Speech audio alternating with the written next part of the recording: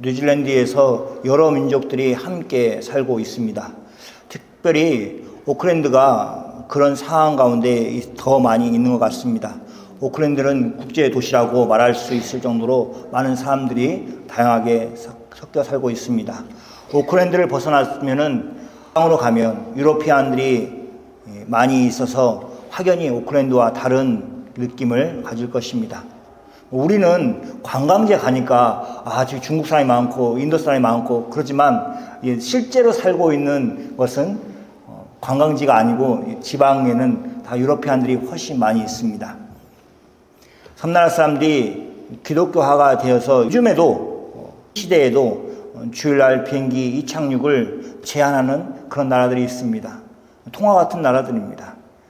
섬나라에 살았던 사람들의 이야기를 들어보면 지금은 많이 풀렸다고 합니다. 자신의 때에는 주일날 해변가에 나가서 수영을 하려고 하면 꾸짖고 뭐라고 하고 그렇게 하는 시대를 살았습니다. 그것은 내국인이나 외국인이나 예외가 아니었습니다. 철저하게 주일 성수를 하는 것은 교회가 그만큼 사회적인 분위기를 이끌어가는 것을 우리가 알 수 있습니다. 섬나라는 복음화가 되었습니다. 섬나라 복음화가 된 것이 런던 선교회의 일이었습니다. 공이 컸습니다.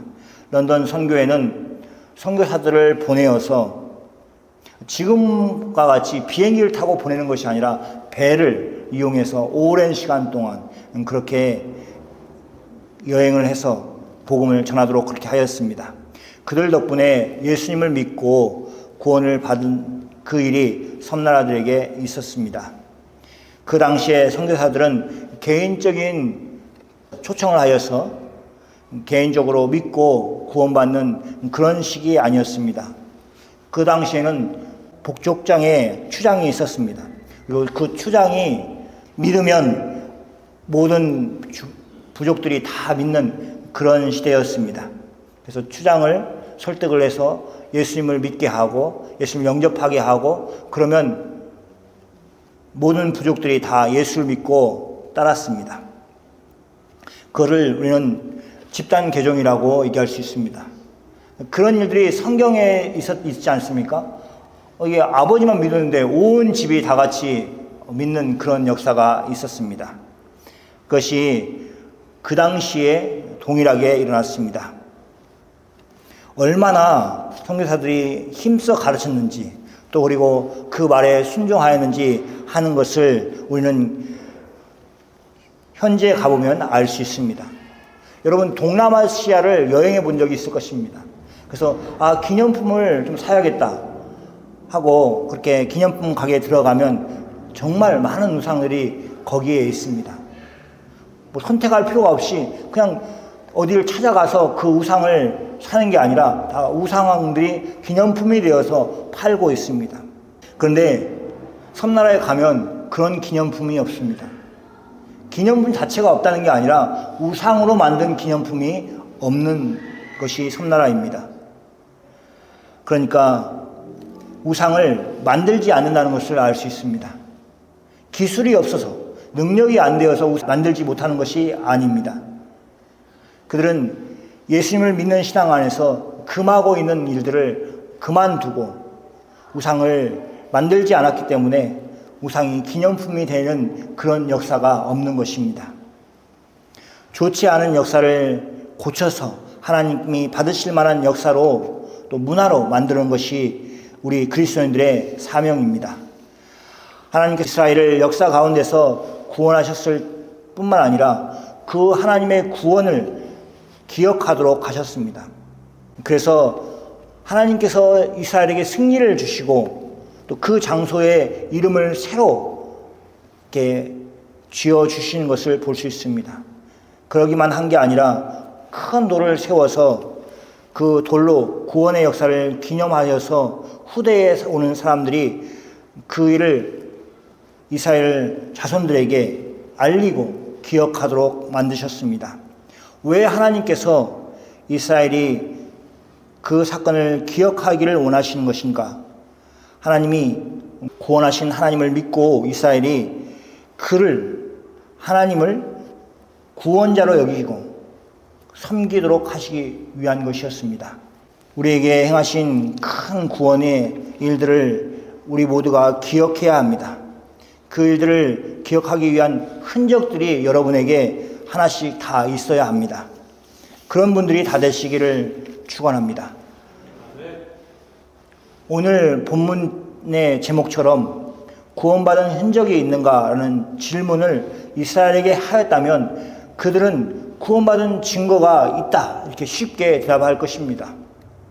그것은 하나님이 구원하시고 또 하나님이 이스라엘에게 기억하도록 하는 증거를 주셨기 때문입니다. 우리에겐 증거가 있다 이렇게 자신 있게 대답을 하였을 것입니다. 오늘 본문은 여호수아와 이스라엘 백성들이 요단강을 건너고 나서 요단강 바닥에서 가지고 나온 12돌을 길갈에서 세워서 그것을 기념하는 것이 내용의 시작입니다. 하나님이 후일에 이스라엘 자손들이 그들의 아버지에게 이 돌이 무엇입니까? 묻기를 기대하였습니다. 그래서 그 돌들을 길갈에 세워라고 명령을 하셨습니다. 이스라엘 자손들이 이 돌이 무슨 뜻입니까? 이렇게 아버지께 물었을 때에 하나님께서 그들에게 어떻게 대답해야 할 것인가 하는 것을 가르치셨습니다. 그 내용을 오늘 우리가 읽고 있습니다. 첫 번째, 길갈에 있는 돌무더기를 통해서 하나님은 이스라엘이 요단강을 건넌 것을 기억하도록 하셨습니다. 세월이 지나면 다 기억을 못하는데 돌무더기는 그대로 있습니다. 돌무더기를 보고 질문을 하는 겁니다. 왜 이 돌이 무슨 뜻입니까? 이렇게 질문을 하면 답을 하도록 했습니다. 이스라엘이 가나안 땅에 살았을 때 요단강은 자신들이 알고 있는 강이었고 바로 옆에 있는 강이었습니다. 강이라는 것이 물이 많을 때도 있고 적을 때도 있습니다. 그래서 요단강을 건넜다는 것이 전혀 이상할 일이 아니었습니다. 자신들이 물이 적었을 때 건너서 이렇게 살았기 때문에 그렇습니다. 그래서 하나님이 이스라엘 자손에게 하나님이 그들을 위해서 하신 일을 기억하기 위해서 이렇게 말합니다. 이스라엘이 마른 땅을 밟고 이 요단을 건넜다라고 강조하고 있습니다. 하나님이 이스라엘을 위해서 하신 일이 놀라운 일입니다. 이스라엘 자손들이 여호수아와 함께 요단강을 건너게 되었을 때에 이 요단강이 가장 물이 많았을 때였습니다. 그때는 곡식을 거둘 때였습니다. 요단 강물은 그때에 언덕에 넘칠 정도로 물이 많았습니다. 아무도 이스라엘이 그 시기에 요단을 건너야겠다고 생각을 하지 못하였습니다. 가나안 사람들이 요단을 가장 물 많은 시기에 이스라엘이 그 강을 건너온다고 그렇게 상상하지 못하였습니다. 이스라엘도 가나안 땅에 들어가야 한다. 하나님이 그렇게 명령하셨다 하는 그 마음이 있어도 그 가나안 땅을 들어가는데 요단강이 건너야 하는데 물이 많았을 때 건너는 게 아니라 물이 최대한 적었을 때 그때 건너는 것을 상상하였을 것입니다. 그러나 하나님의 생각은 달랐습니다. 아무도 생각하지 못하는 가운데 하나님 홀로 계획하시고 하나님 홀로 그 일을 이루셨습니다. 여러분, 사람들이 안 된다, 못한다 하는 이야기를 할 때가 있습니다. 좌절하고 실망하고 자신의 놓인 상황 가운데서 힘들어할 필요가 우리에게 없습니다. 하나님이 우리와 함께 하시기 때문에 그렇습니다. 그 하나님이 전능하신 하나님이십니다. 그분은 자신의 독생하신 아들 예수님을 우리에게 십자가에 내어주신 그런 사랑 많으신 하나님이십니다. 그러니 우리는 기도해야 합니다. 하나님을 의지해야 합니다. 사람들이 안 된다고 하는 그 이야기를 들었을 때 부정적인 그 소리를 다 듣고 흔들리지 말아야 합니다. 그리고 예수님 안에서, 믿음 안에서 굳게 서 있는 여러분이 되시기 바랍니다. 두 번째, 길갈의 돌더미를 통해서 하나님은 옛적에 행하신 하나님의 일을 기억하도록 하셨습니다. 하나님은 요단 강물을 이스라엘 백성들 앞에서 마르게 하셔서 이스라엘을 건너게 하셨습니다. 그런데 그 중요한 그 사실만을 기억하기를 원하셔서 요단강을 강바닥에서 돌을 12개를 가져와서 길갈에 세운 것이 아닙니다. 이스라엘 자손들이 그들의 조상들의 경험하였던 하나님의 크신 역사를, 즉 이스라엘이 홍해를 건넜다는 사실을 또한 기억하기를 원하셔서 돌더미를 만드셨습니다. 홍해를 이스라엘 자손들이 어떻게 건넜습니까? 이스라엘이 애굽에서 탈출하였을 때에 그들에게 강이 아니라 바다가 그들을 막고 있었습니다. 강은 보통 강 이쪽에서 저쪽을 바라볼 때 그 길이가 폭이 아무리 길어도 반대쪽을 다 볼 수가 있습니다. 그래서 강은 수영을 잘하는 사람이라면 보통의 강 같으면 수영을 해서 건널 수 있도록 되어 있습니다. 그래서 강은 수영을 통해서 건너는 것입니다. 그런데 이스라엘이 애굽에서 출애굽하였을 때 그 가운데에 강을 만난 것이 아니라 바다를 만났습니다. 이스라엘에게 뒤늦게 이스라엘을 그냥 가만 그대로 갈 수 있도록 그렇게 허락한 것이 아니라 이스라엘을 다 잡아서 종으로 다시 삼아야겠다고 생각한 바로와 그의 군대들이 바로 뒤에 쫓아오고 있었습니다. 그때 그들은 그들의 처지를 알고 하나님께 부르짖었습니다. 그렇게 부르짖을 때에 하나님께서 어떻게 하셨습니까? 이스라엘을 마른 땅으로 건너게 하셨습니다. 길갈에 세운 그 돌무더기는 하나님이 이스라엘을 위해서 요단강을 마르게 하신 것 같이 그렇게 그들의 조상들을 홍해를 건너게, 마른 땅으로 건너게 하셨다는 사실을 기억하도록 그렇게 하셨습니다. 그래서 자연스럽게 길갈의 돌무리를 통해서 하나님이 하신 그 모든 일들까지 기억하도록 하셨습니다. 요단강을 마른 땅으로 건너게 한 것, 또 그들의 조상들을 홍해를 마른 땅으로 건너게 하신 것을 기억하도록 만드셨습니다. 그 일만 기억한 것이 아니라 그와 연관되어 있는 하나님의 구원 사역에 대해서 더 듣도록 그렇게 효과를 가지고 있습니다. 하나님께서 행하시는 일들을 기념하는 것이 하나님이 행하시는 다른 일들까지 연거푸 기억하도록 하고 있습니다. 신앙의 경험이 있는 사람이 이 점에서 열심을 가지고 믿음의 말을 하고 행동을 해야 합니다. 전에 하나님께서 우리에게 어떻게 일하셨는가를 아는 것은 앞으로 하나님께서 어떻게 일하실 것인가 하는 것을 믿고 나아갈 수 있는데 큰 역할을 담당합니다.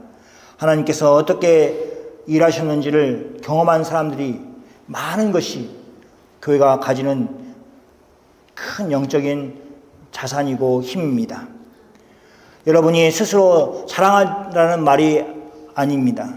그러나 하나님께서 행하신 일들을 자랑하라는 것이 우리에게 필요합니다.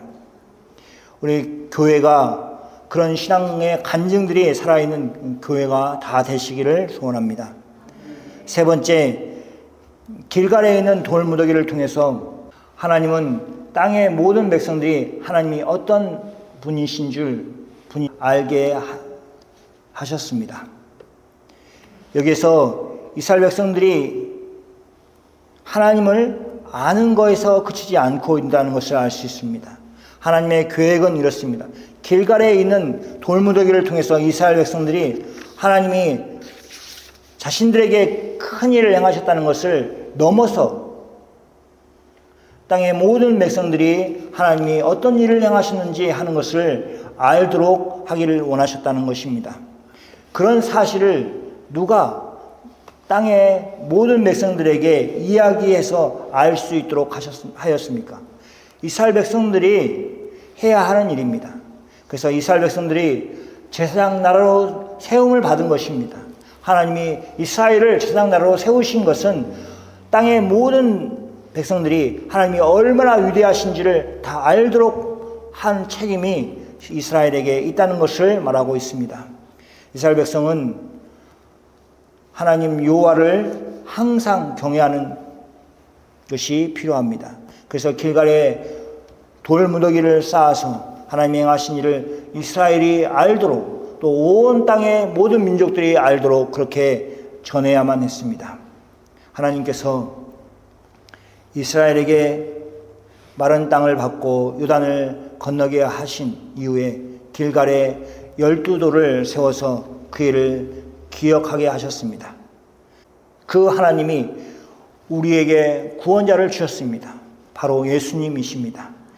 예수님은 빈 무덤을 남기고 사흘 만에 다시 살아나셨습니다. 그러나 빈 무덤은 우리를 구원하신 예수님의 그 일을 기억하기에는 턱없이 부족합니다. 예수님이 우리를 위해서 십자가에 달려 돌아가셨습니다. 그래서 십자가 목걸이가 있고 십자가를 여러 곳에 걸어놓기도 합니다. 그렇지만 예수님이 우리를 위해서 행하신 일을 기억하기에는 십자가 형상이 턱없이 부족합니다. 그래서 예수님이 말씀하셨습니다. 하나님 아버지께서 약속하신 또 다른 보혜사를 우리에게 보내시겠다고 약속하셨습니다. 예수님은 그분이 오셔서 예수님이 말씀하신 것을 생각나게 하실 것이라고 약속하십니다. 예수님이 약속을 받은 사도들이 그 기한이 오래지 않아서 약속한 그분이 오시는 것을 경험하였습니다. 그분이 오순절 마가의 다락방에서 기도하였던 제자들에게 임하신 성령이십니다. 성령님이 제자들에게 오셨습니다. 제자들에게 임한 성령님이 우리가 예수를 믿을 때에 우리에게도 임하셨습니다. 그래서 하나님이 행하신 모든 놀라운 일들을 기억나게 하셨습니다.